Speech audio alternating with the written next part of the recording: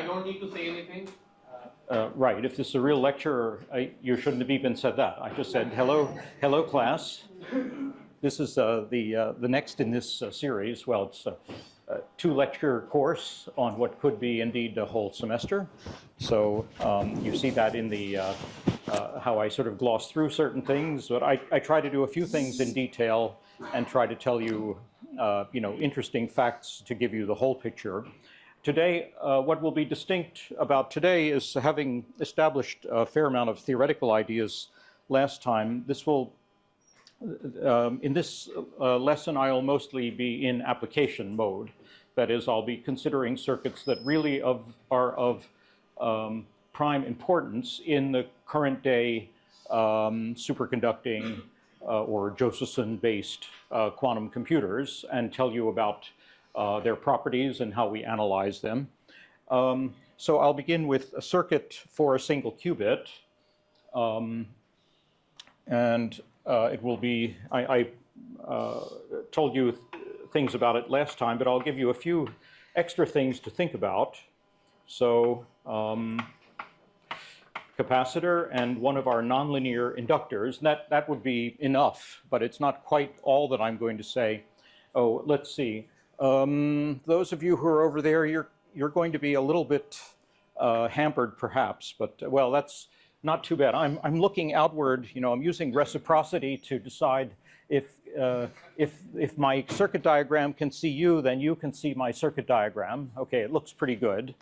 That's the point of non-reciprocity, that's not true. If you look through a circulator, you don't see what is seen from the other direction. It's a anyway, so this is has different names. It used to be called a Cooper pair box.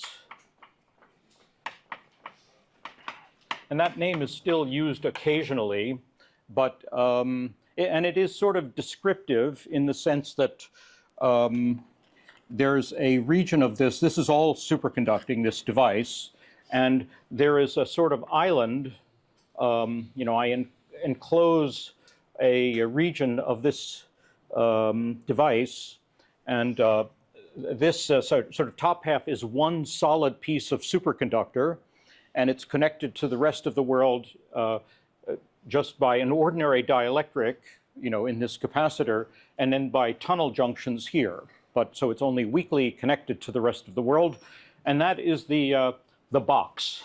So this is considered, it's a piece of metal, and it can hold Cooper pairs. Is the language that you use in superconductivity. But, well, it got a bad name because there are different parameter ranges for this. And circa 2003 or something, there were many experiments done on this qubit, and they were all turning out very badly. And it was then realized that it was really being done in the wrong parameter range. And I'll review what was wrong about the parameter range. And so there was an entire reversal, that the thing that had been the small parameter became the big parameter and vice versa. And so it got this new name, Transmon, for this new regime, Transmon. This name doesn't mean very much. I mean, it's just sort of a made-up, cute-sounding name. Now, I'm not quite finished with my circuit. I want to add one more sort of control element and one more circuit element, which has not yet appeared in this discussion. All right, so there's, I'll have to give some names to this. So that's the full sort of circuit for description purposes. It has two new elements. One is that I put a pair of Josephson junctions, so two of these nonlinear inductances in parallel to create this. And this is so that this is tunable. And I'll say what makes it tunable, what makes this part of the circuit tunable in a moment. And then I've also added this voltage source, so which is labeled G for gate. So it's applying voltage to a gate, and I will give you a rule for we had rules for constructing Lagrangians, and I said, you look at each element, it's a term in the Lagrangian, and what's this one? And I'll reveal that to you in a moment. So actually, let me tell it to you right now, because the procedure for developing this circuit is to say, well, what are the nodes? Well, this as a graph, here's my ground node. So everything will be with reference to this. There's the node I've been talking about last time also. The fact that there are two junctions here doesn't change that. That's still one node with two branches coming out from it, or one additional branch. And then you might say, well, here's another node also, right? It's a place where two terminal devices join. So this maybe would be an independent mode, and then maybe this would be something involving two dynamical variables, two node fluxes. Now, that's not the case, it turns out, because of the rule for how gate voltage works. So let me go over here. So rule for voltage source, V. Now, it will be, and in a little while, I'll also make this time dependent, but you'll see that won't matter so much. Let's indeed suppose this is 0. Then you can ask, what can I say about the flux at this point? Well, remember that flux is just by definition, the time integral of the voltage. Now, in this case, the voltage is just a fixed number, 3 volts or something like that. And so therefore, taking the case where this is a constant, and that's what will be interesting for the Transmon discussion, so dc, so it means that this phase is just Vg times t. Well, maybe plus some overall constant. Now it says, therefore, that it's not a dynamical variable. It's just a fixed constant. It's been constrained to be a specific function of time in this case. So a constant bias voltage means a linearly increasing fixed phase here. And according to our rules, is that allowed? Well, it will make our Lagrangian, Hamiltonian explicitly time dependent. That's possible, but that's already an extension of the mechanics. I've been so far sort of implying that the mechanics is that of a stationary, time independent system, but here not. Okay, but in this circuit, it will turn out to behave very simply because the Lagrangian, let's think about the Lagrangian for this capacitor, which is the CG, the gate capacitor of this device. So the Lagrangian will have a bunch of terms, and when I get to that element, I will say, well, it's, let me call this just phi here. So this is and this will be a genuine dynamical variable, of course. So the rule for the capacitance is it's 1/2 the capacitance of the gate times the time derivative of this node times, I'll call this temporarily phi g.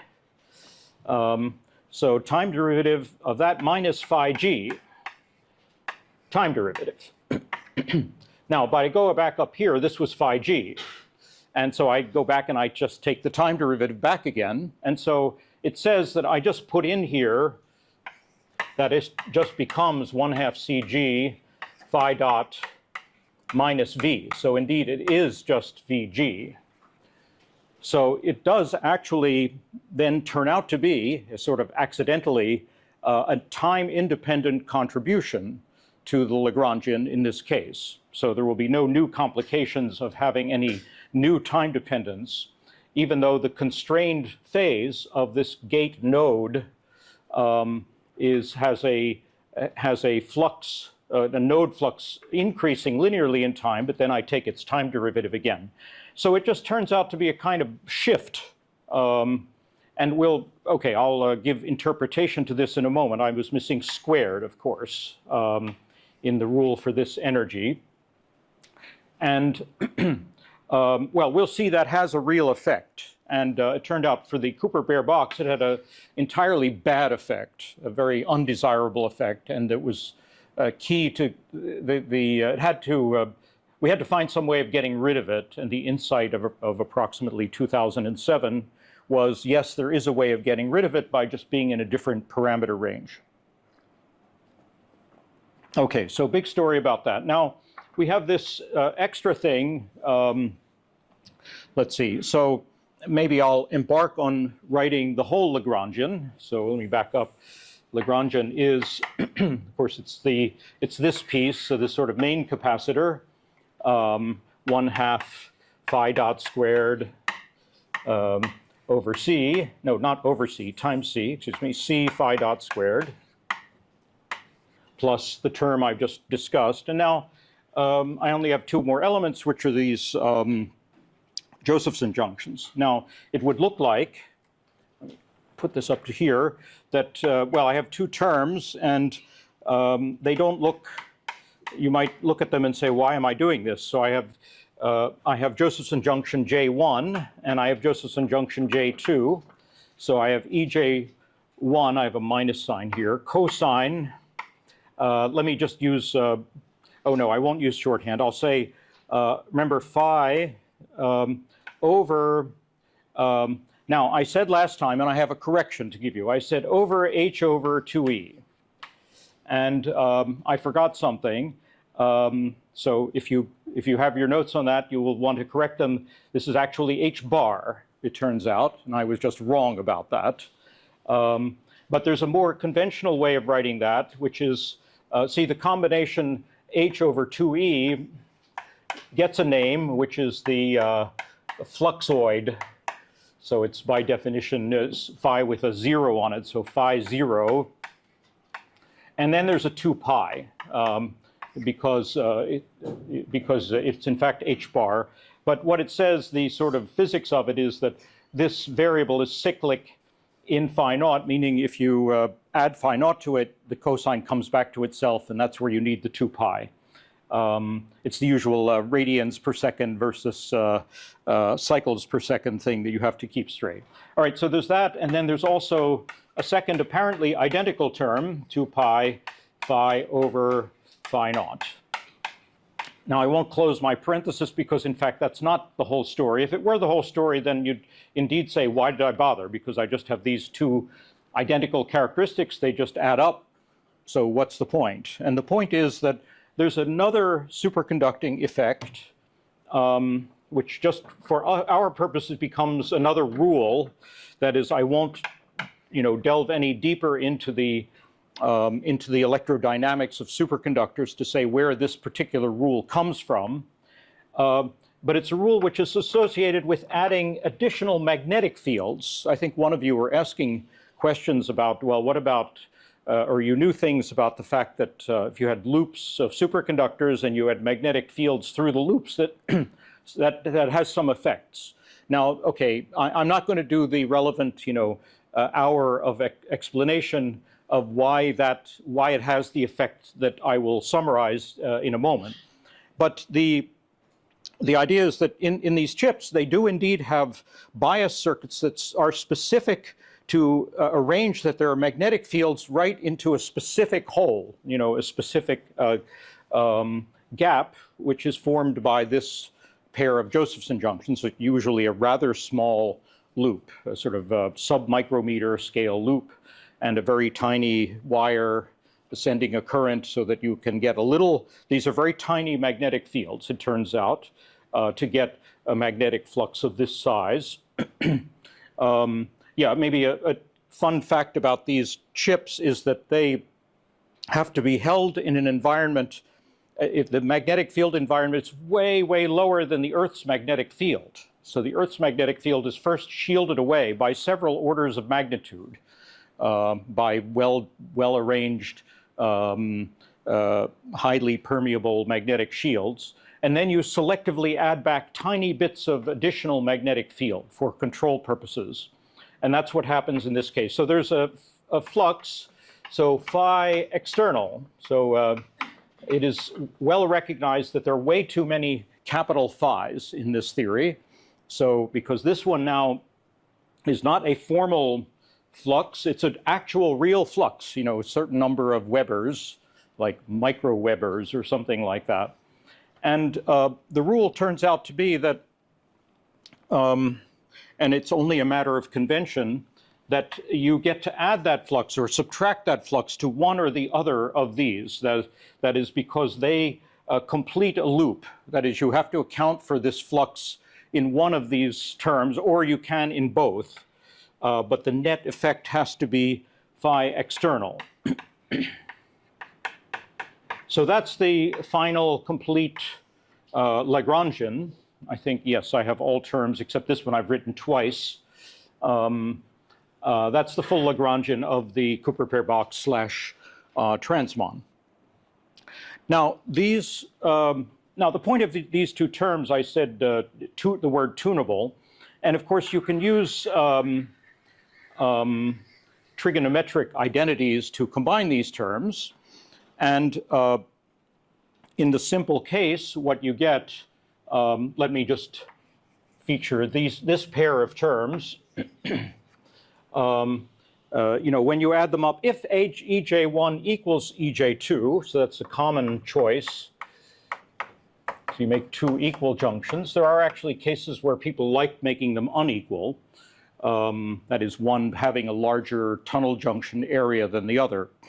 But if they're equal, then you get, and I don't know if I have the right factor of 2. I think I do, yes. Then those two terms combine to twice EJ, EJ1, EJ2, and then a cosine of pi phi external over phi naught, and then a cosine of the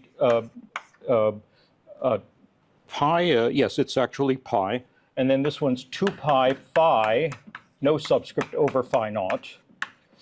So that says this whole combination functions as a coefficient. That is, you tune up phi external to whatever you actually want the strength of this characteristic to be. So this would be the characteristic, the inductive characteristic of one junction.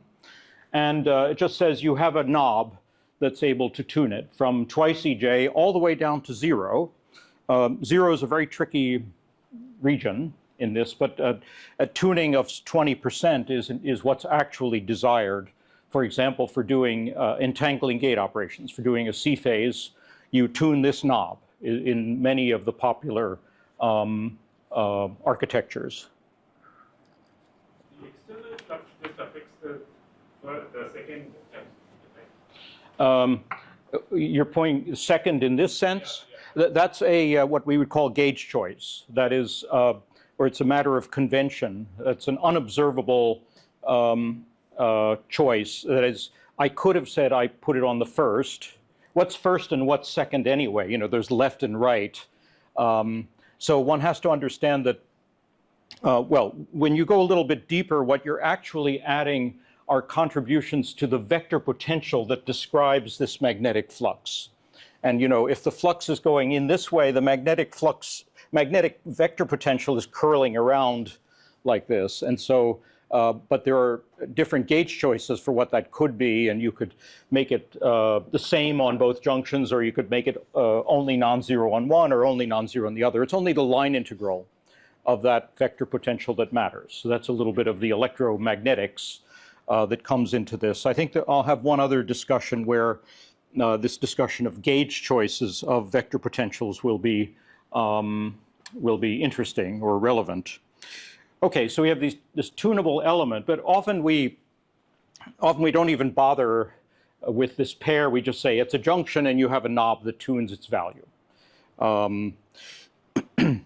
Okay, now we have, in addition, this additional, you might say, tuning, but we have to inquire, is this an interesting tuning? We have this potential of a gate voltage that we might want to set to 3 volts, or maybe sometimes we want to set it to 2 volts, and we want to understand what its effect is. Now, to do that, I'd like to sort of in one flash say, okay, now we would like the Hamiltonian of this in order to think about the actual quantum states. and we'll do the Legendre transformation, and then imagine I lectured now for another 20 minutes and derived that, but not going to do it here today. So we do the Legendre transformation, and you get the Hamiltonian, and the question is, how does this survive? You know, how does this extra feature, this offset in the velocity term, go over into the Hamiltonian?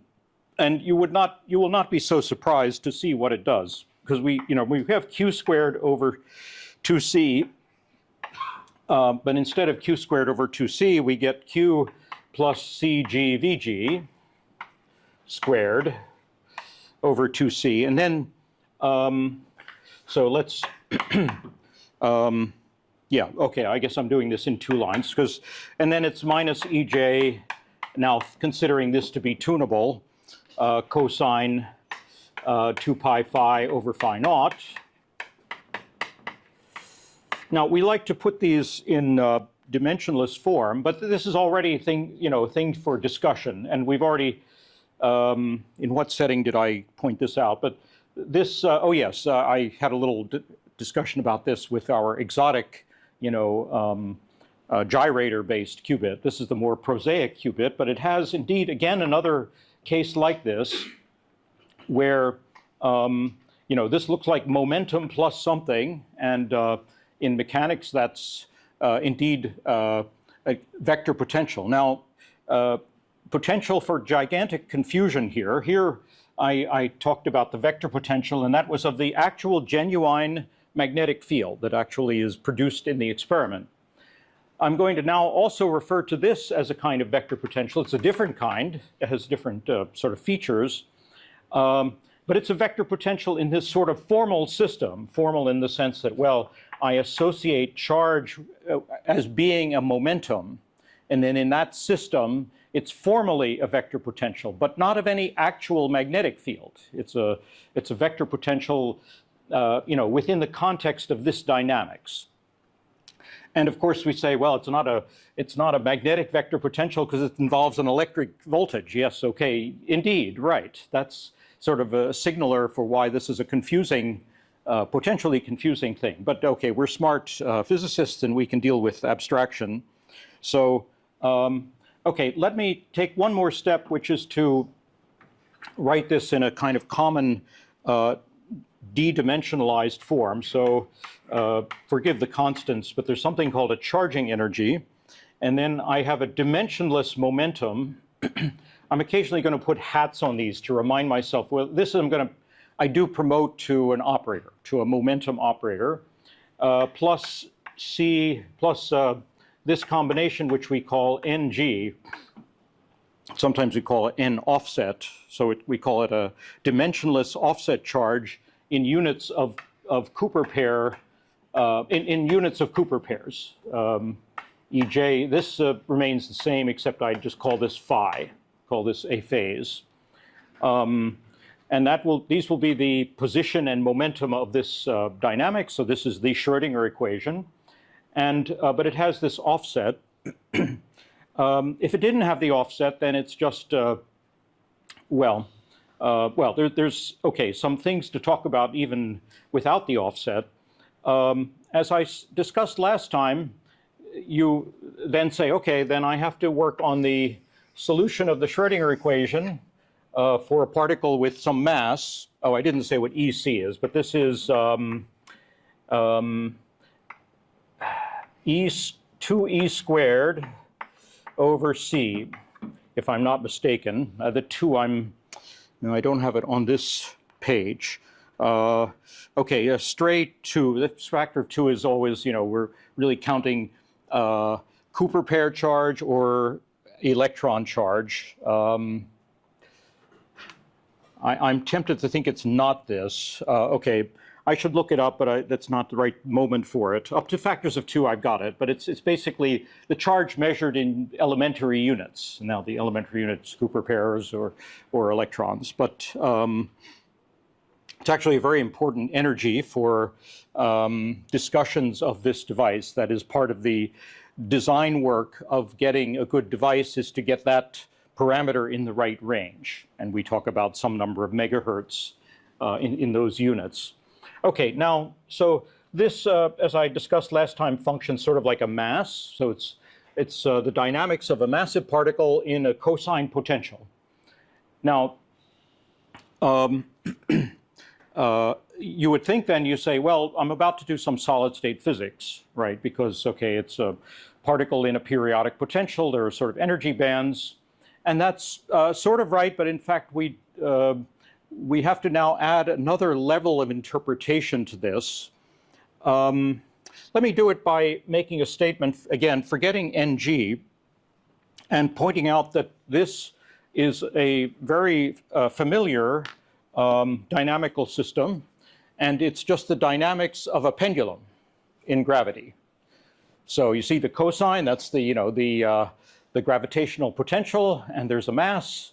And so we're just talking about the quantum states of this pendulum. But what do we know about pendula? That, okay, they can swing very far, and if they could go like this, and you say, well, if I've done that, do I have to take account of the fact that I've gone around by 2 pi?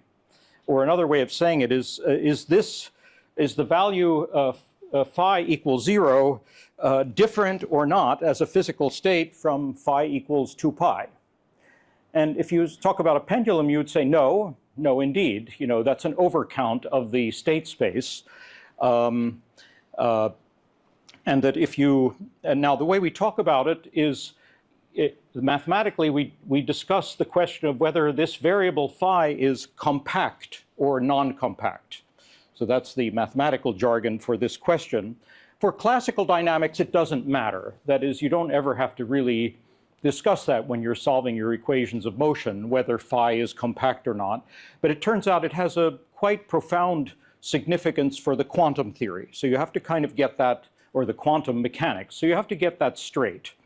So the question is, where have I put my chalk? Here we go. So should I consider this point and this point distinct or not?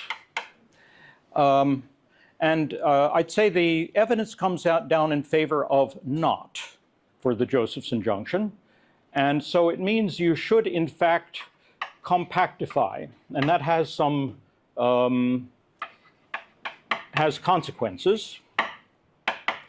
It's at some level a bit of a surprise. Well, no, let me just say it this way. The justification for it is, again, to go back to this notion of this island. There's an island of metal here. And we know that this phase, once I've gotten to this phi, it has a significance in the description of the superconductivity. It is, in fact, the phase of the complex order parameter of the superconductor. And there it is very reasonable to say, no, indeed, that phi is indeed just a phase, and there's no distinction between 0 and 2 pi. There's no distinction between theta and theta plus 2 pi. But then we could easily get ourselves confused or puzzled, or a paradox would arise. Suppose I changed this circuit and I had a regular inductor also in this position, also running from top to bottom.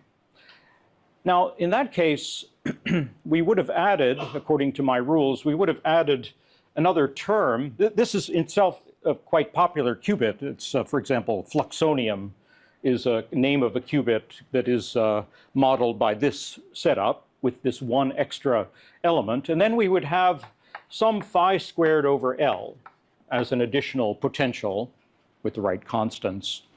And now that would mean that the potential is this plus some additional overall parabolic potential. And then you say, well, surely then 0 and 2 pi aren't the same. They have different energies. So what happened to this rule that I was trying to espouse? And then you have to say, well, what's really happening inside an inductor? An inductor is a long coil of wire. And one of the principles of this wire is that, indeed, as an attribute of an inductor, the phase is in fact varying continuously as you go from the beginning of the wire coil to the bottom. So if you interrogated the coil like in the middle, you know, suppose you think that it's, you think that the coil is such that it's, you think the phase is 0 here and it's pi over 8 here. And you interrogate it in the middle, and the question is, do you see it to be pi over 16?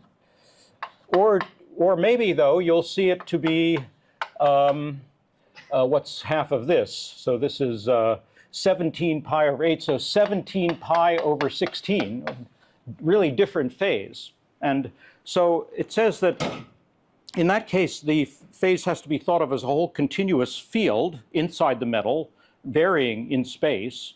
And in that case, there is indeed a difference between 0 and 2 pi because the phase is wound up more inside the inductor.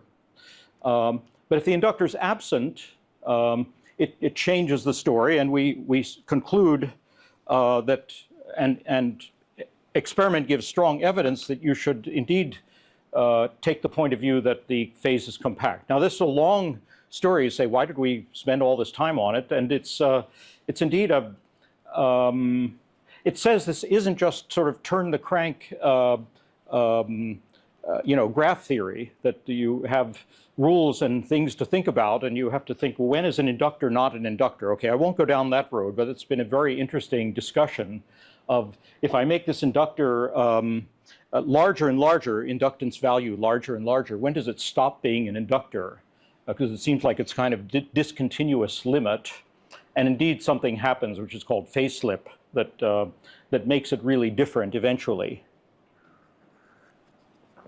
Okay, now with all those preliminaries, what are the consequences of this compactification? So it means that the state space is not just a simple line, it's not just a one-dimensional line, but it's rather a circle.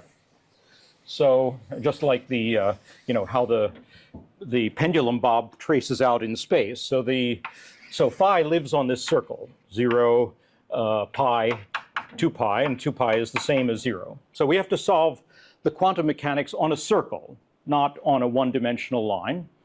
And what consequence does that have? Well, it has a real bummer consequence when it comes to this VG. And now what I mean for that, suppose it had been on a line, then actually I can just erase this. That is, it's a vector potential. It's a vector potential, let's see, how shall I say? It's a constant vector potential. I can change gauge and remove it, is the story. Another way to say it, but it risks this confusion of, you know, real magnetic field, formal magnetic field. If you have a wire and you have a magnetic field nearby, it doesn't change the transport in this wire at all. It doesn't change the dynamics of particles on this line. But once you've wrapped it up, then that doesn't work anymore. If I've wrapped it up, then it says this is acting like a vector potential, and it's in this one-dimensional manifold, but as in vectorially, it's pointed in a particular direction. You know, it's positive, let's say. My VG is plus 2 volts. So this vector potential wraps all the way around, and so it can, and in fact does, have a finite line integral going around. And it means that what you have to look for, what you will look for, is what's called an Aharonov-Bohm effect.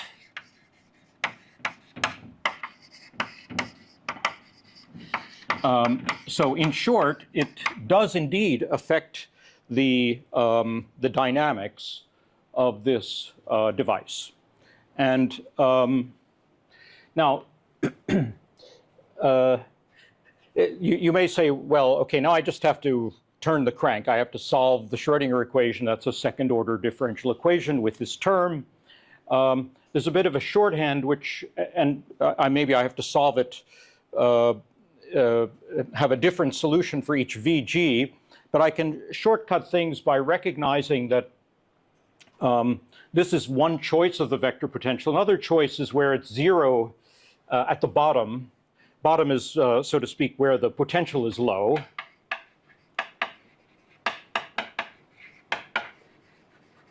And I put all the vector potential up at the top. Now that gives me some clue. It says that in the swinging pendulum, it doesn't know anything about this this VG, except when it gets near the top. And then then it's sort of strongly changed. And in the limit that I restrict this to a small region, it changes the boundary conditions of the wave function as I pass over the top. So it's a knob on the boundary conditions of the wave function. Now, so this was worked out, and we find out it strongly affects the wave functions if indeed they are non-zero everywhere along this circle. And that's the case if EJ is very small.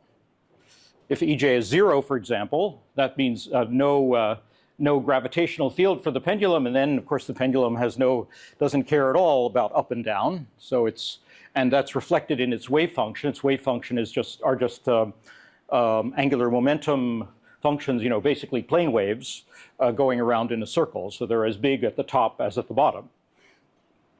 And that limit has a simple rule for the energies. Why am I choosing here? Let me go back over here. So quantum states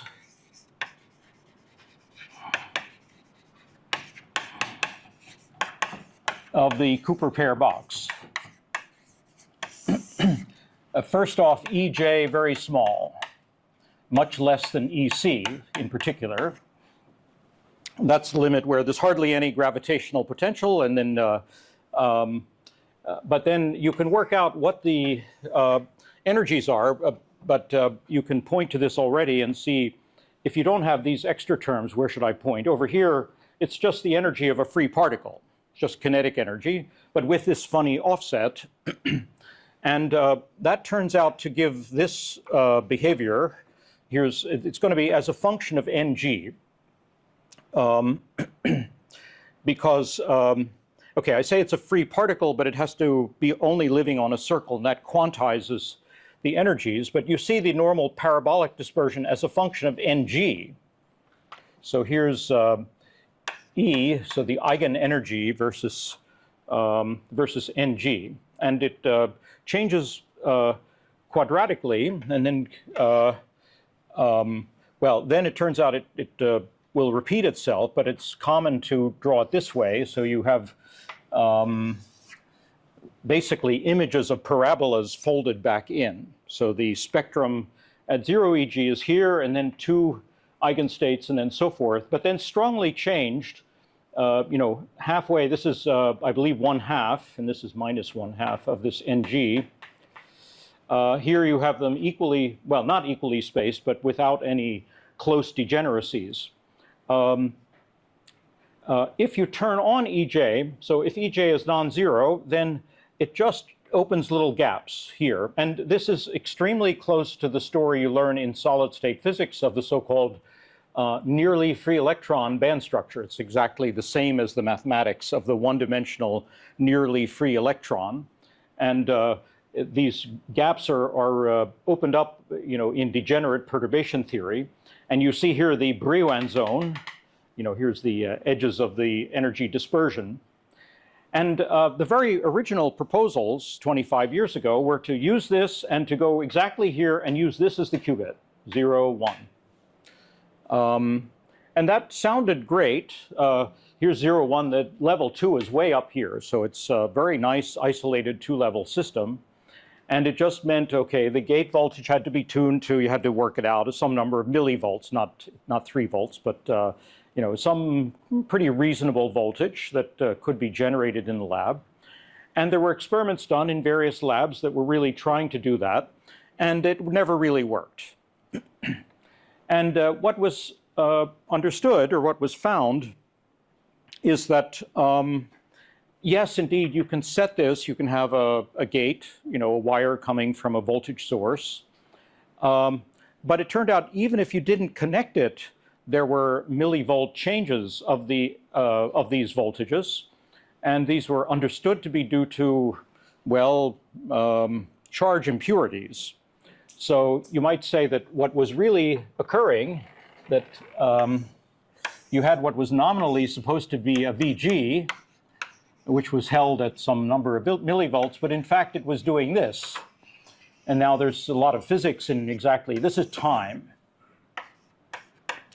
And this sort of understanding of the physics for coming from solid state physics and the physics of dielectrics and why are there charges that occasionally move around. And this has some 1/f spectrum. Well, if you don't know what that means, it's not so important. But it has a well-defined dynamics phenomenologically.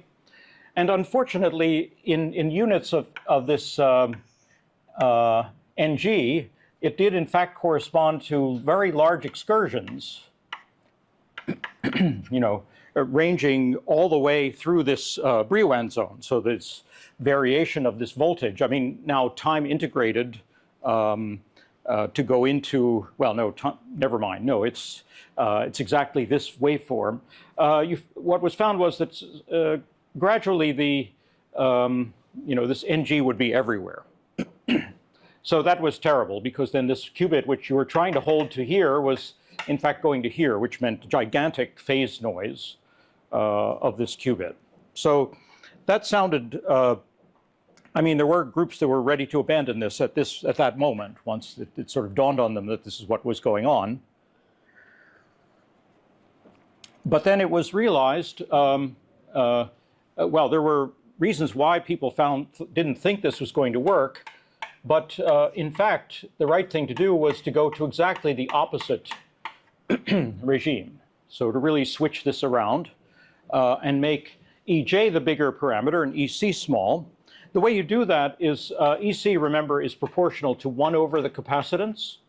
So the scheme was to make a big capacitor. You added on purpose a very big additional capacitor onto the circuit that was strongly suppressing EC and therefore changing the regime in which you are. Now I'll try to do in cartoon what it is that produces for you. So as EG grows, let's do it in color here. These gaps get bigger. And then they get a lot bigger. And then say, well, what happens when the your rule for perturbation theory, this gap starts getting bigger than the whole bandwidth, but then you're surely in a different regime. And what happens is it just flattens out this entire band. And so a sketch of this same thing, so NG in this range versus, or the energies versus NG, is that these got extremely flat. So maybe when EJ over EC was 10 or something like that, it got really flat, and this next one not quite as flat, and then you start seeing a little bit more dispersion up higher in this spectrum. But your objective is for this to be 0 and this to be 1. So flattening these out was very helpful with regard to getting rid of this, this noise. And indeed, was with going a little further, it turns out this suppression is exponential in this parameter. So by the time you're at EJ over EC of about 50, these lowest bands are in fact completely flat without any perceptible dispersion. So that solved that indeed, within a few literally months of going to this regime, charge noise solved very far improved coherence. Now, what price was being paid, or why did people think this was not a good idea initially? It was basically because, you notice I've made these, put in these lines, and I haven't really emphasized it, but these started to become rather equidistant as a consequence. And it's easy to understand why if you now go back to what's really happening here. So now you're into a regime of quite strong gravitational potential. You think of your pendulum on the planet Jupiter or something. You pluck the pendulum and it goes like that. It's extremely hard to get it to raise up. It's tons of mass or something. And what that means is the quantum states are all stuck really far down at the bottom. Now, you might worry, I mean, I said last time that, you know, having very closely spaced states is definitely not a good idea. And if it got too massive, then yes, indeed, the states would be spaced less than kT. But there's a window of parameter space where, let me do it here. So you have this cosine, remember just one period, you know, according to my circle rule. And the eigenstates are indeed down here. But the spacing's not too bad in the sense that for achievable parameters, rather easily achievable parameters, this is 6 gigahertz. Now, what does that mean? That's way less than kT here in India, but inside the right cryostat, or far out in space, actually there's no place in nature, but you have to go into a dilution refrigerator, then you can get kT to be quite a bit smaller than 6 gigahertz. So, and that's indeed, you know, the reason why all these experimentalists are crazy about helium cryostats, because that's the place where they can achieve the conditions where this electronic device, which is, quote, easy to make. I'm not going to pretend I could make it, but compared with Majorana hybrid device or something like that, it's pretty easy to make.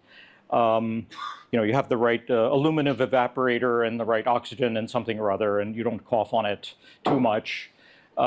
Then you can achieve these conditions and have pretty coherent qubits, and ones that really, you know, are quantum. You know, this spacing is not infinitesimally small. Now, okay, you can see though why the spacing is nearly quadratic, nearly equal, because the potential here is nearly quadratic. And so it's nearly a harmonic oscillator, yes? So I'm a little confused about, is that parabola and that parabola you drew? They're different. Yeah. They're different, you know, manifestations of being parabolas. Yeah, so because those were the parabolas that flattened out, but yes. You drew an envelope parabola, so what's the connection? Okay, yeah, these flattened out. That said that there is no sensitivity to charge noise. It meant the wave functions were never getting up high on this. And now, because they're never getting very high, they're down, you know, in the harmonic region of the pendulum. Right. So that's the other parabola. There are indeed two different parabolas. There's the parabola of free electron dispersions, and there's the parabola of, you know, the Taylor expansion of the cosine. Okay. And, well, two different, you know, well, x squared comes up in physics, you know, frequently, okay. And not always it's the same thing.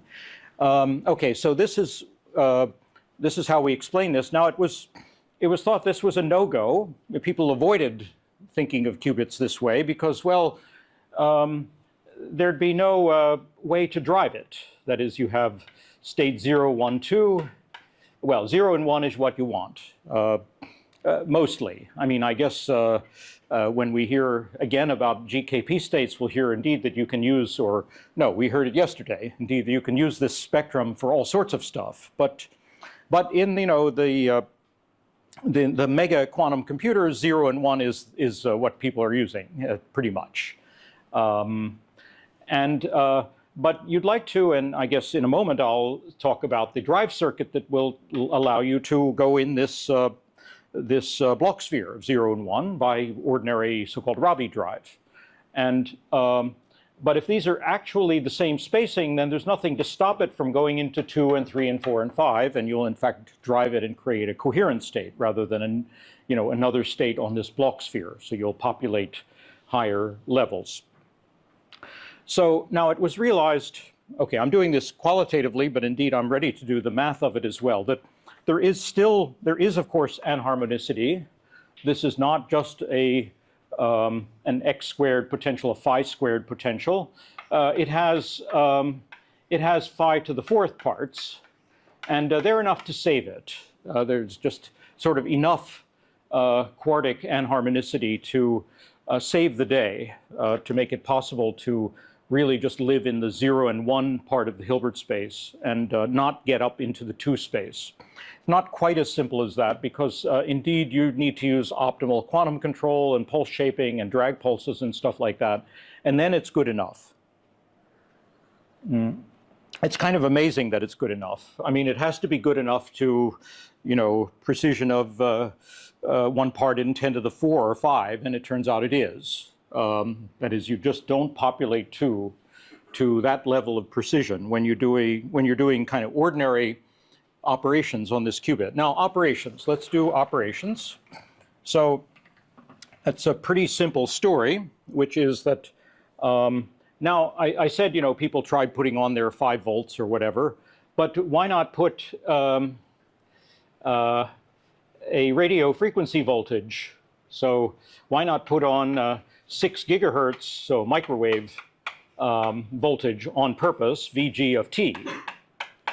And yes, indeed, that's exactly does what you expect. But to see that, I'd like to proceed with a little bit more of the analysis of this. And a very informative step to take is to second quantize this, this theory. So I hope that doesn't sound, maybe it sounds scary for some people. I mean, we're kind of used to it, but well, it takes you back to some particular lesson. You know, in the first quantum mechanics course, you learn the harmonic oscillator, and then the next lesson you learn, oh, Dirac found this lovely way of solving it, and that's what we use here as well, of course. So let's go back to this H of the Transmon. And I'm going to do a step on the fly here. So we have this piece that we're not going to change, 4EC Q squared. And I've given you a whole story for why I can drop NG. It's still there, but it's not doing anything. So I can just pretend it's 0, and that's good enough.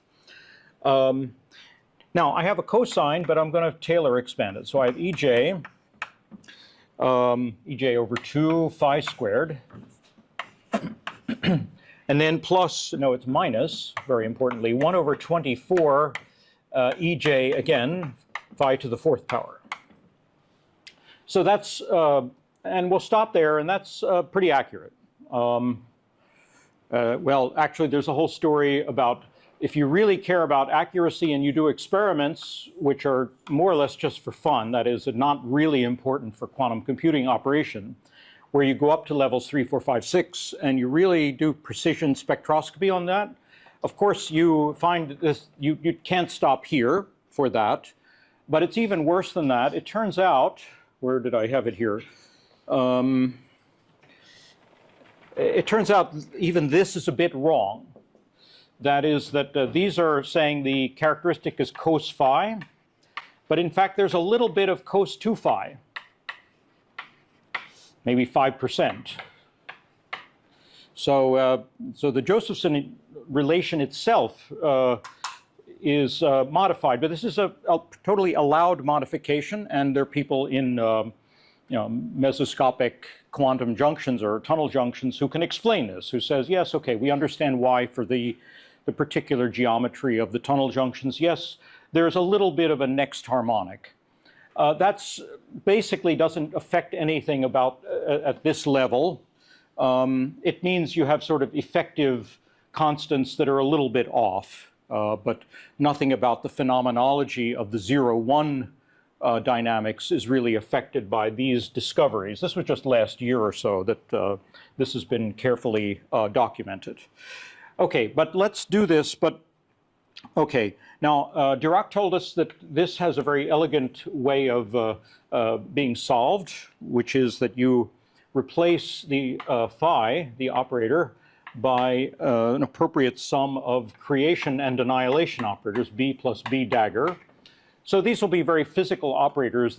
These things, you know, like B dagger is something where if you apply it to the 0 state, it gives you the 1 state. So it's a way of adding quanta to this, and B itself annihilates quantum, remove quanta.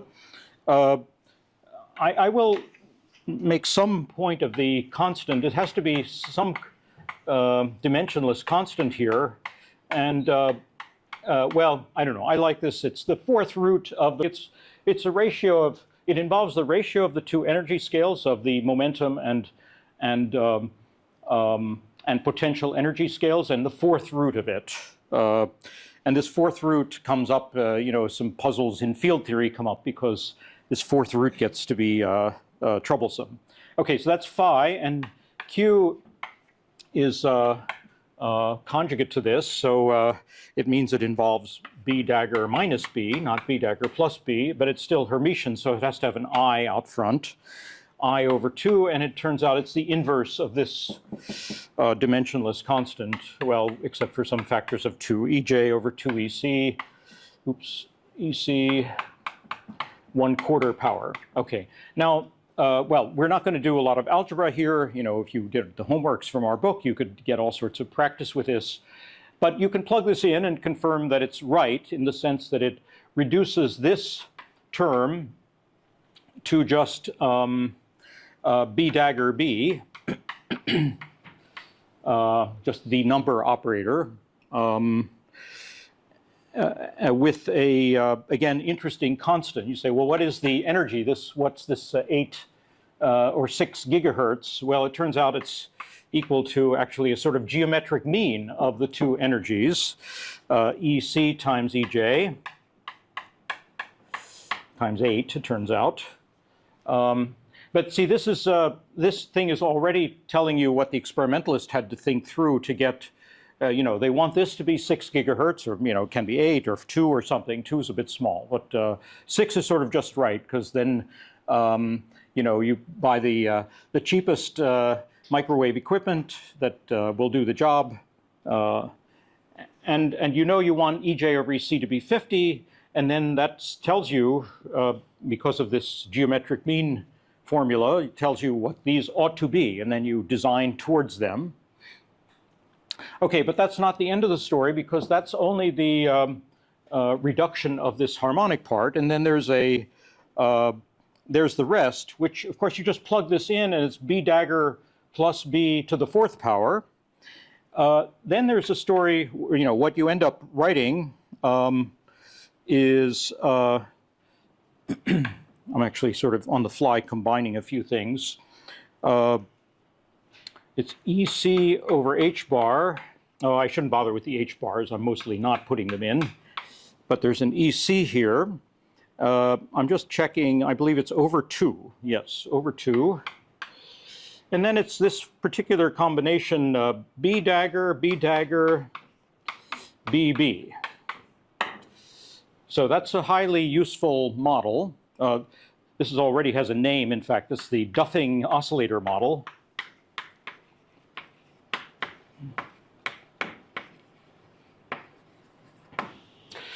And it's also, it has these as eigenstates. Well, that's how they were selected. Maybe I should say this, that this had B dagger plus B to the 4th power. So of course it had all sorts of terms like B dagger cubed times B and things like this. And it's basically a statement of perturbation theory that, that only terms like this should be kept. We say words like rotating wave approximation, and in some other fields they say this is a secular approximation, but in fact it's just perturbation theory. That is, you can write those terms down and put them here, and you find they have very small effects on the eigenenergies compared with terms like this. But a term like this has a simple effect. That is, if you have B dagger, BB applied to one of these states, not just 0, 1, but state n, it gives you n times n minus 1 and then n back again. You go down the ladder temporarily and back up, but you get back to the same state. So it means the eigenvectors, the eigenstates are already identified, are already the correct ones, but this shifts the energies. And the way it shifts the energies is the following. Let me blow this way up. Let's see in which fashion. I make the well again, and I make sure that I space these very far apart. So this is again my 6 gigahertz. I come up to here, and if it were a harmonic oscillator, it would be 6. But in fact, it's a little bit less, and it's less by this E sub C over 2. Or, no, I think it's EC itself. Why do I, no, it says EC of, okay, next factor of 2 that we're not sure about in the midst of this lecture, but I'm pretty sure it's EC as a matter of fact. And that turns out to be, in these same units, it's about 0.3 or something.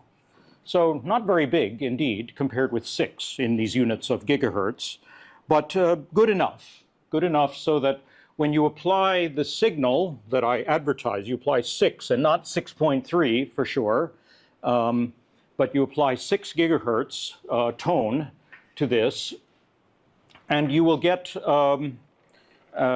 rotations on the 0-1 Bloch sphere. Because what one can is, once you've introduced this second second quantized notation, you can work through, I've already announced what's the term of the Lagrangian, of the Hamiltonian.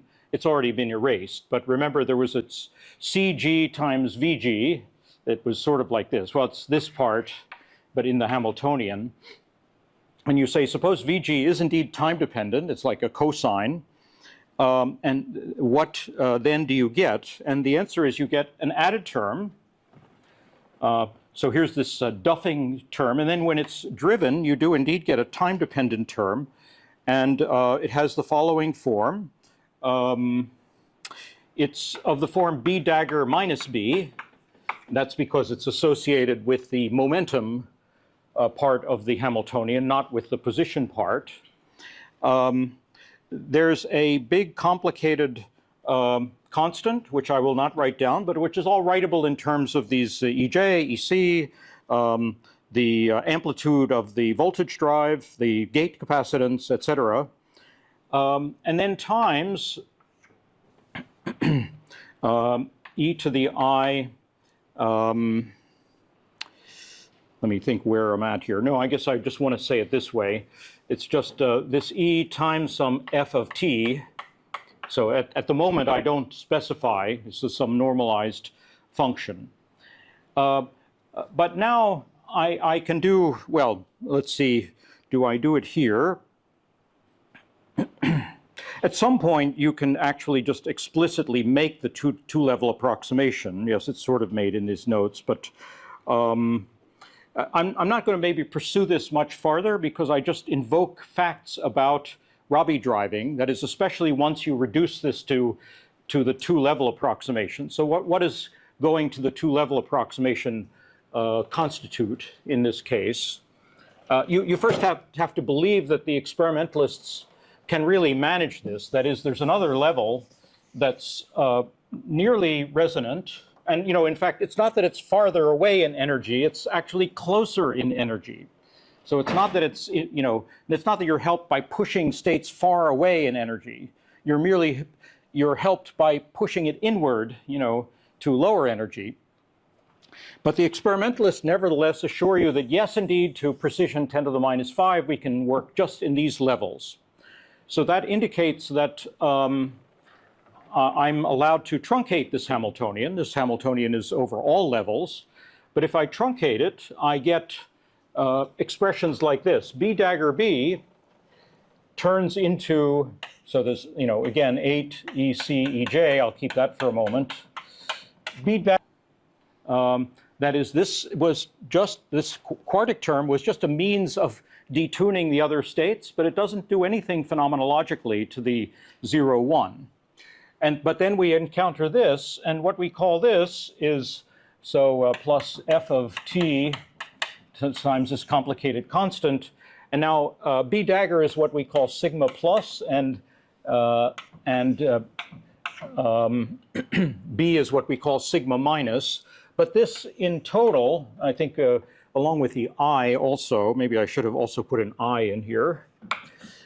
This is indeed, times I, is the Y operator. Is equivalent to the Y operator. or sigma y. Sorry, I'm slipping immediately to sort of quantum info notation. So this is, you know, okay, a Bloch sphere. I have the states 0 and 1. I have an energy difference between these, which is set by sigma z, and I have this, quote, transverse drive in the y direction, which I can arrange to be resonant. So as I said, I'm not going to do further derivations in the 2-month version of this course. I certainly would just go ahead and derive, but this is standard 2-level theory.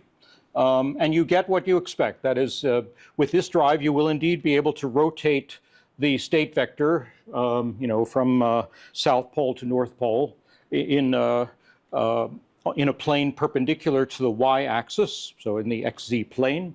And you can stop it where you want, and so that will have given you a gate. If you want another gate, well, that was dependent on this being cosine omega t. If you made it sine omega t and you worked it out, you would actually be rotating around the other axis. So you have full Bloch sphere control. And so this is the means of using this as a, I'll say, conventional spectroscopic qubit. I say those words now to distinguish, you know, Majorana qubits just behave differently, and we've been discussing that in the last few weeks. But this is 99% of the qubits out there are based on this sort of resonant manipulation of driving the system at a frequency equal to the energy spacing of the bottom 2 levels. Good. Now I have plenty more to say just about transmons, so let's keep on going. But that settles sort of that part of the story. Question is whether I first tell you about how you measure these guys or how you couple them. Let's do coupling because it's a rather straightforward story. And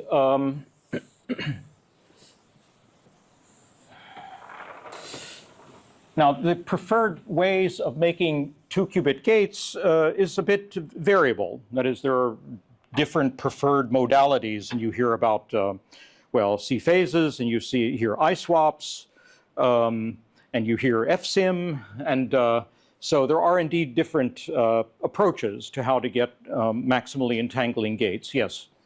So where did the NG in the end up, or did we set it to 0? So yes, I set it to 0, but with the declaration, see here was the relevant picture, that if I had set it to some other constant, or indeed even set it to some variable thing, according to this waveform, it wouldn't have changed the dynamics. It's an example of a variable that you know, can be there, but in fact does not influence the quantum dynamics of this. So it's anything you want it to be. That's not, of course, exactly true, but somewhere at the 10 to the minus 8 level, it's still doing something, but there are lots and lots of other things that are messing things up at that level anyway. Okay, but good. It's good that you're trying to track this story through. There are many sort of devious turns in this story, so good that you're really trying to stick with the twists and the turns. Okay, so many transmons. Why not many? Just we don't have to stick with 2. Many transmons. So here's a transmon. We can now be very minimal about this. There's a qubit, right? Now, you know, setting aside, yes, of course, there's this drive thing, but let's leave it out for the moment. We can understand that it should go in there. And this will be tunable, yes, that's another bias line. I mean, these chips are filled with extra wires that they have to come from somewhere, and that's a very challenging, you know, aspect of this thing, of how to get all the controls into here. Okay, but we have more of these guys. I'm also suppressing the ground in the sense that, well, I have these as if they're floating in space, but I most generally would like to ground each of these. So there have to be ground conductors also that will be coming nearby all of these qubits. And put them in some arrangement. Let me, for fun, sort of make up an arrangement. I'll even stop drawing all the elements of the inside the qubit. let's see, how am I doing with this? I guess, oh yeah, I do this, and I do that, and I'm trying to eventually draw a heavy hexagon just for fun. Now, actually, IBM has never revealed exactly what their heavy hexagon layout looks like, so trade secret. But I'm pretty sure it's not so different from this, a literal space layout of transmons. And then what's in between? Well, that's a bit of a complicated story, but you don't go very far wrong if you just draw that. So we had gate capacitors, and this you might call a coupling capacitor, C sub C. And every place where you have two qubits that you think are involved in gate operations, you put one of these capacitors. And if you have two qubits that are not connected that way, then you don't have a means of doing direct operations between them.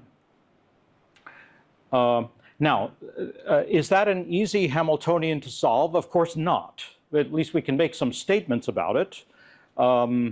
Actually, there's quite a story about this Hamiltonian, which I could tell you, or actually I did tell you. I gave an institute seminar a year and a half ago or something where I told some of you about it. And this is in fact a real many-body quantum problem, and it can have all sorts of interesting phenomena, so-called many-body localization, also quantum chaos, which is not so good actually for this. So you have to really, again, find your way in this parameter space. Life gets easier if you have these tunable things, and there are even settings where you effectively make this coupling tunable, and that's indeed quite helpful. Can make the the execution of gates in this architecture much cleaner.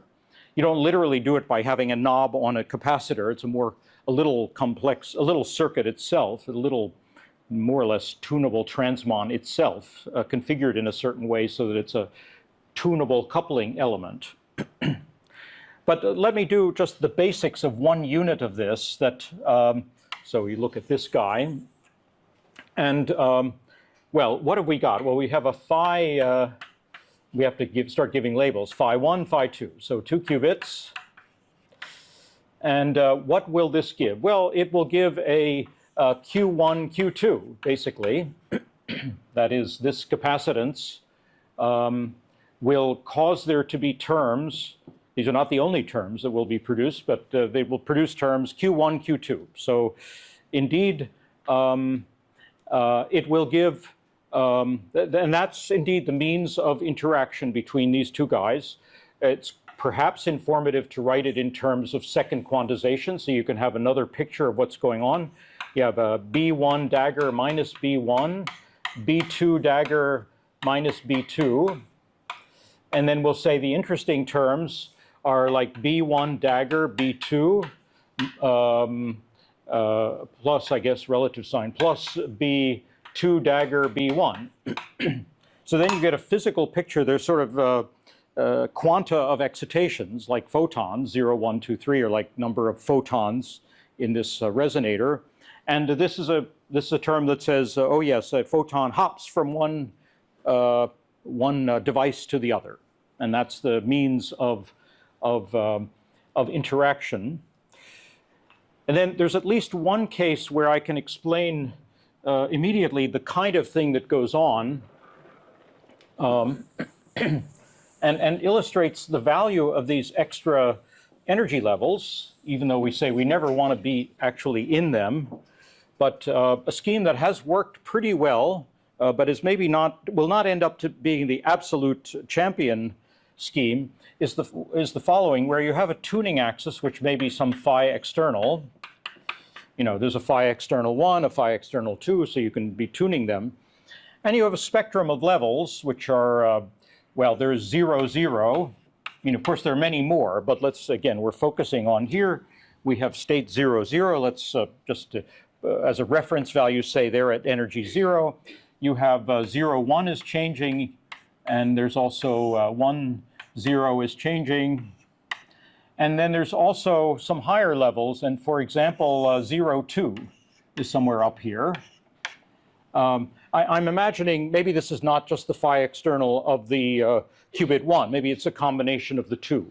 But you notice I'm arranging a sort of collision. That is, there's somewhere, I haven't drawn the whole spectrum, but I have something where if this is continuing, 1, 0 will actually intersect with 0, 2. And because of this term will care about this, and what it will do in the usual manner of perturbation theory is it will cause a splitting. So there they go. And you can document, yes, indeed, that they occur. You can very precisely with the theory say how big the splitting is going to be and all that kind of thing, just purely from circuit theory. Now, so this is 0, 2.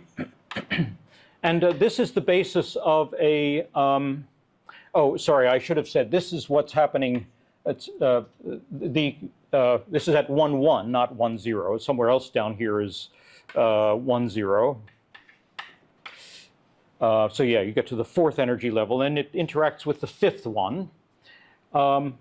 If you're in this region, there's effectively no interaction between these two qubits. But as you get it to here, you see that the energy, the value of the energy eigenvalue of this level is a little lower than it's supposed to be.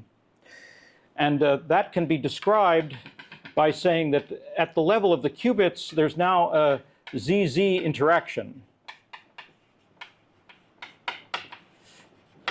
That is, if you just think abstractly about qubits and you say they couple in such a way that their energy eigenvalues are doing this, that's equivalent to saying you're turning on this coupling, which of course is the essential coupling for getting a C-phase gate. So that is an extremely brief summary of how, let's see, Zurich and Delft and various other, and Yale from time to time have been actually doing C-phase gates of pretty high quality. But it is not, by no means, the only method that's used to do entangling gates. But it doesn't use any other features of this toolkit either. That is, often you are doing this by arranging resonances. And for example, if you arrange, I can almost do it on this plot. Here was 0, 0. You can just have the situation where 1, 0 and 0, 1 cross over.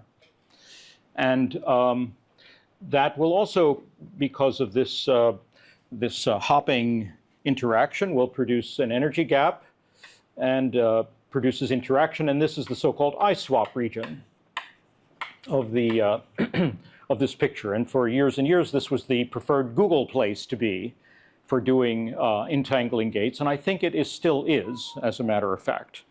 So there are several different strategies. There's even a more complex, that is strategy purely activated by microwave, by other microwave excitations that will also, or does also produce entangling gates. So that's that story. So it's still grounded in circuit theory, but you have to think about it at a much higher level. I don't grind through the details, and I shouldn't. That is the full solution of this is about as hard as diagnosing the entire quantum computer. So it's basically a quantum simulation problem itself to fully solve this Hamiltonian. But just being able to write it down and write it down confidently and with actually high precision is rather helpful. Okay, as a last subject, I will talk about measurement. So we have qubits. 1 qubit gates, 2 qubit gates. Okay, let's do measurement, and then we have more or less a full toolkit. Now, there are many potential ways of doing measurements that have been tried over the years, that you can actually put a magnetometer near a qubit and try to sense its state. That is not a good idea for a transmon. Indeed, the scheme of measurement is quite indirect at first glance, and it involves adding yet more circuitry. So here's our basic transmon, and here is the circuit of a resonator. And of course, you can also consider coupling these. Now, why would you do that? Well, there are a variety of reasons, actually. This sort of using this nonlinear oscillator to influence quantum properties of this linear or harmonic resonator has many, many sort of uses in the current current world of these superconducting quantum technology. But for using it for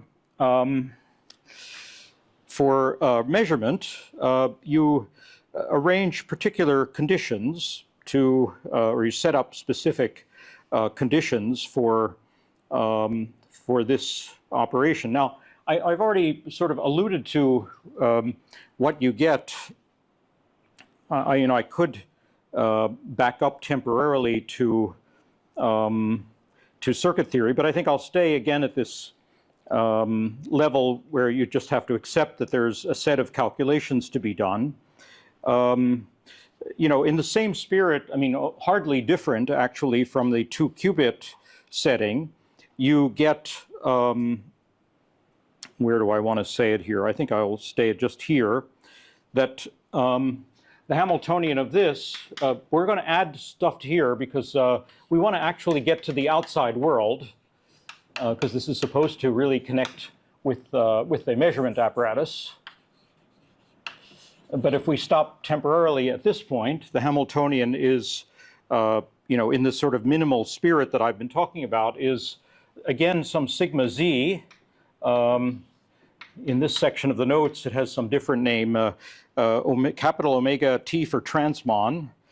There's a resonator, which we will not make any two-level approximation, just,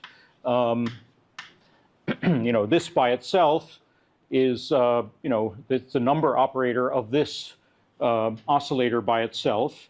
The relative size of these coefficients, this frequency omega r and the capital omega t is quite important, or choice of it is very important for the functioning of this. And then you get terms which are very much like this, except we've gone to a two-level system approximation for the qubit, so we get this. Do I like this sign? I even like the sign in this case. Now I stop here and just point out that this is exactly what's called the Jaynes-Cummings model. So a very central model in, discussions of quantum optics and things like that. How many of you have had some studies where you were exposed to the Jaynes-Cummings model? Very good. Okay, so it's indeed not, partially known. Okay, what have I done? This should be plus, this should be minus, if I'm not mistaken. Yeah, I was blanking out at some points here, but thank you. So with those corrections, this is a very nice Jaynes-Cummings model.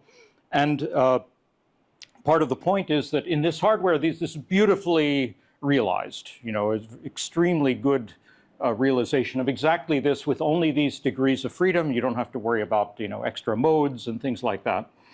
And each of these parameters, this is a G parameter of the Jaynes-Cummings model, I can write out, or it is written out in the notes, a sort of half-page long or half-line long expression. It's exclusively in terms of these EJs and ECs, and this, the energy associated with this. So it's all, you can drill it right down to back to the microscopics, that is the electrical, fundamentals of this circuit.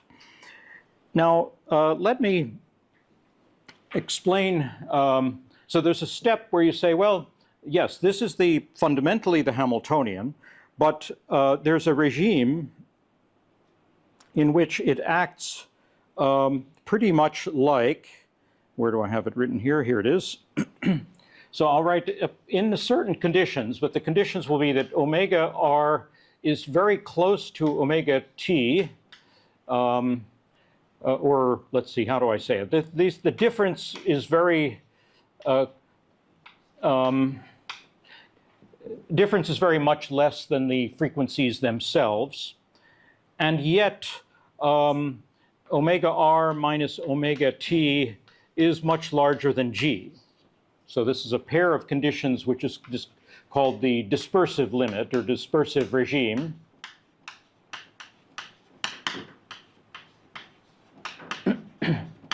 I have a sketch prepared to state, but time gets rather late. But what we say is this Hamiltonian is replaced by an approximation. So I have h bar over 2. Why do I start having h bars? Forget the h bars. 1/2 capital omega t plus some little shift. The little shift is g squared over omega r minus omega t, the difference of the frequencies of these two guys, sigma z. So that's first says the qubit frequency is shifted a little bit by the presence of this oscillator, shifted perturbatively. So this is a kind of usual second order perturbation theory.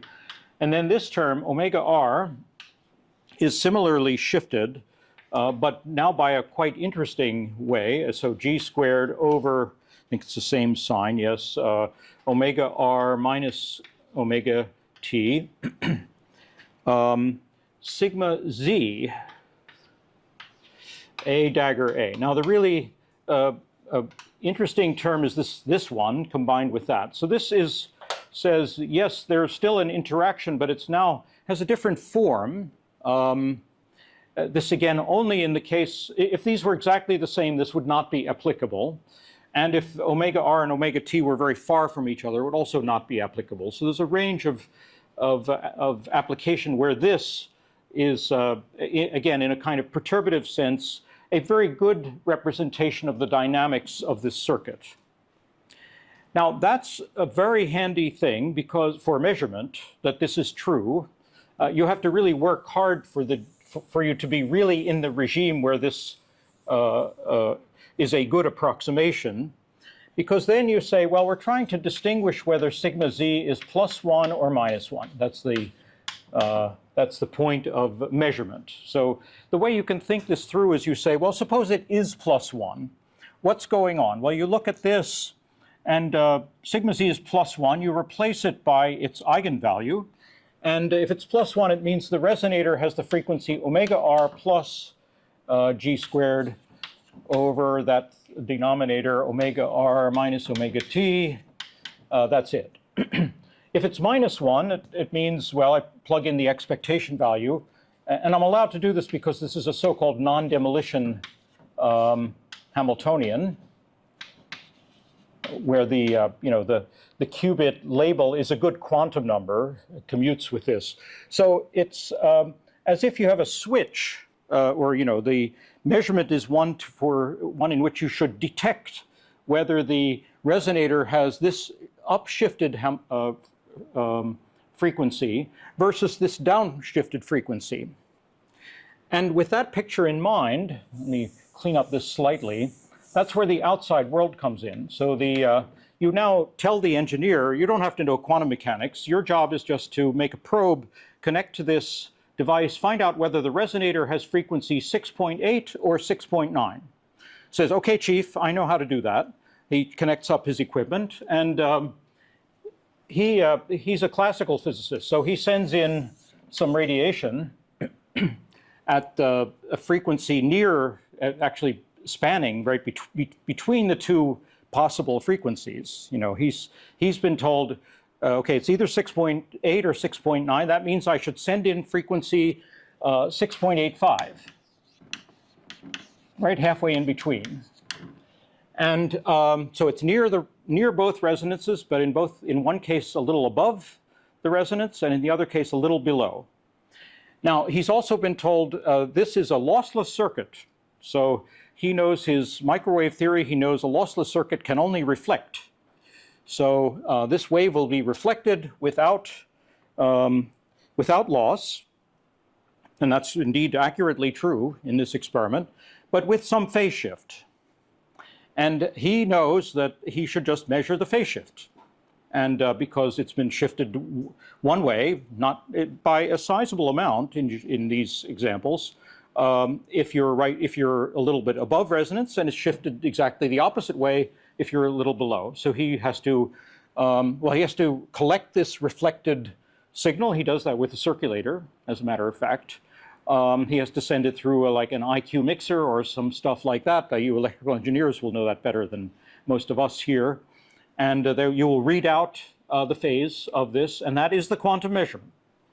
And that is actually, as I mentioned, there's quite some variety in the strategies for 2-qubit gates. There's not much variety in the strategies for measurement. It is what I just told you, without fail, and it's a very, very good quantum measurement. You know, it 99% accuracy measurement within, well, within a microsecond.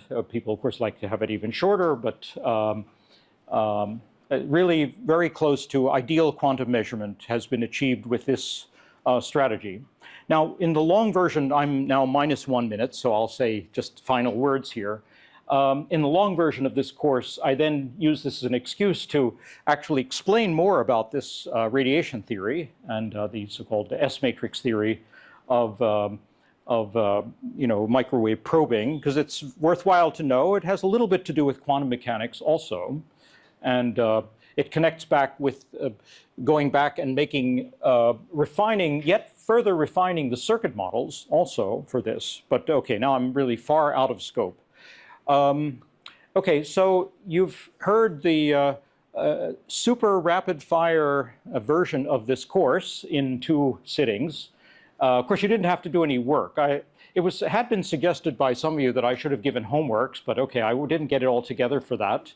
I didn't tell you about transformers, so in the end that's left a little bit open. Why did I show you transformers? They're also fun to integrate into this story as well. It's still a very living story. That is, this theory is in intense use. You know, it seems like every week there's a new paper on a new quantum processor, and you know that most of them are in big companies, and there are, you know, 200 authors, and you can be sure that a few dozen of them were working really hard on their circuit theory, and in working out, you know, what did they have to do to get this all to work. Okay, so I'll wrap it up, and thank you very much for your attention.